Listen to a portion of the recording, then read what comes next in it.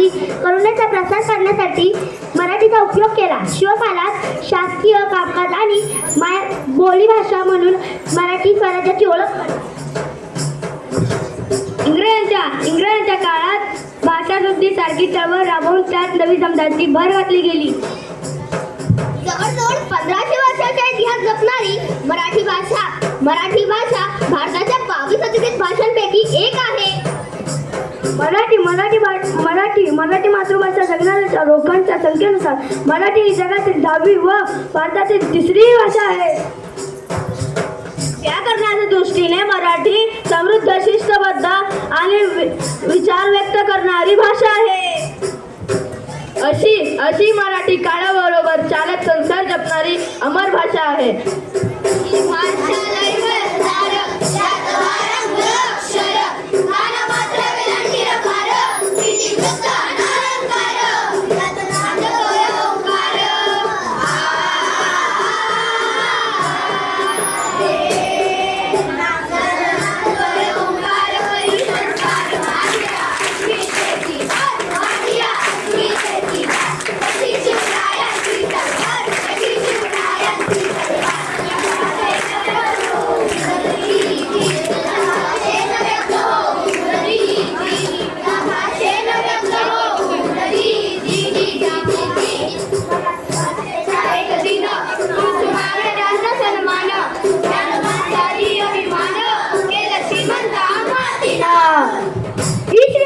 ही श्रीमंती पैशाची नाही तर संस्कृती आणि ज्ञान मांडणारा मराठी लिहिलेला साहित्याची आहे.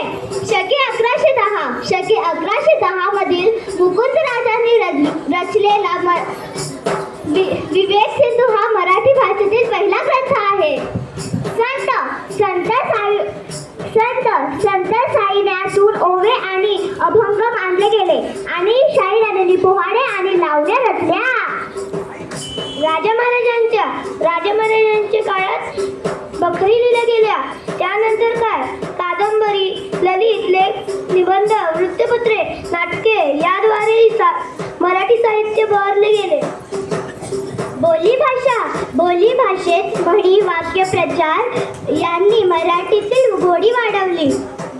लोकभाषा असूनही साहित्य, विज्ञान आणि तंत्रज्ञान यांना मराठीतील सक्षमपणे मांडले गेले.